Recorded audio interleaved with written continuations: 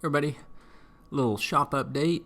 So this is the garage in this apartment that we just moved into a few months ago, and as you can see, my bike organization, some tools, pretty well in a state of disarray. So I picked up some of these pallet racks. That's the two uprights, and then the orange pieces there, the cross members. And so this is basically how we'll store bikes and boxes up at the bike shop where I'm at.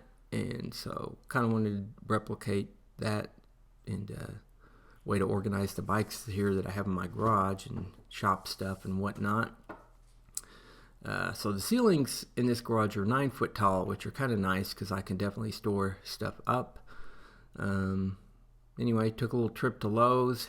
We're going to get some bike hooks. I don't really like those really small ones. I like the bigger ones like this. They're a couple bucks a piece, and I already had, I think, 4 of them. So I got a few more, and then I got strapped a piece of plywood up on the top of the old Subaru, and it's only a couple blocks down a side street, so it wasn't a huge deal, but it's kind of comical. So anyway, I needed to cut down. I've already got one of the uprights there, one of the arms cut down. So luckily, these uprights, most of them are welded together. These ones are bolted together as far as the kind of the cross member pieces there. So I wanted to lower this piece down so we get full torsional rigidity, I guess, in the cross pieces there. So you can't really see it, but I have it marked where I'm going to cut the extra metal off here. And so once these are once I stand them upright, it just clears the 9 foot ceiling there in our garage. So yeah, it's kind of handy. But these pallet racks, they're generally, if you just do a Google search for pallet racks, there's probably somewhere in your area that sells them.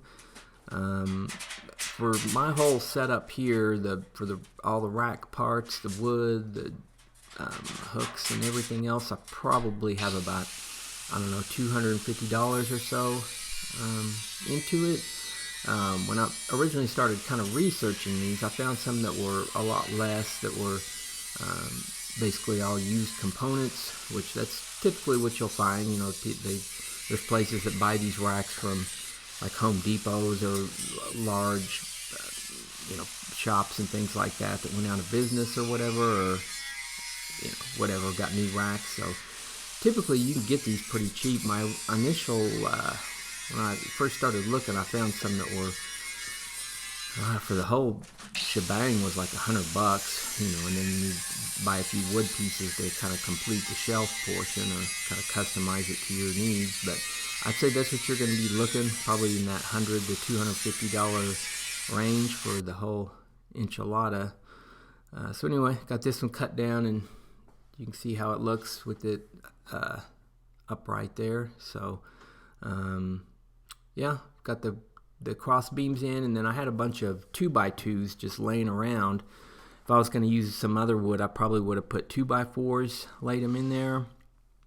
And at the shop we just use 3/4 inch plywood, a couple of those stacked together, and where it fits flush in that little nook there. But I just what I had on hand, used the boards, and I just got some like 5/8. The plywood that I got there is 5/8 thick there. So it's your standard 4 foot by 8 foot sheet. And my uprights, you can get them in a variety of lengths.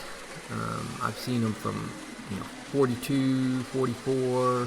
You may be able to get them in 48, but I got them in 36. So and then there's the orange side beams there are 7 foot long. So basically I'm cutting this 4 foot by 8 foot sheet to like a 7 foot by 3 foot piece there to lay down in top there. So it's kind of interesting getting that up there and weaseling it into place. But once I got that in there, I having the blue tape there, I kind of marked everything off, and then with my square got the boards going straight, and then I just crawled up on top of there and ran some wood screws to secure those to the little wooden beams there that I made, and then I just drilled the holes in the wooden beams and then screwed my bike hooks in, and had enough to, with that 7-foot section. If you do them on 11-inch centers, which is how we do a lot of them at the shop, you can hang your bikes, kind of in an up and downwards. If you got not that many bikes and you want to spread it out, you could definitely do that. So I got 7 bikes there, and then I got my other little rack that I made a year and a half or so ago.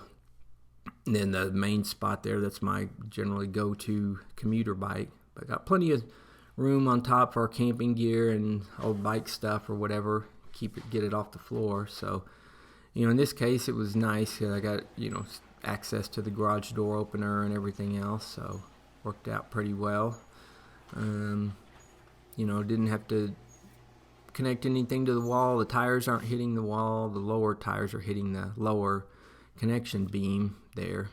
And so on the front side, I put the other side beam on the very bottom. But yeah, that's kind of the new little shop YouTube studio for now. Shoot some tutorial videos and whatnot there.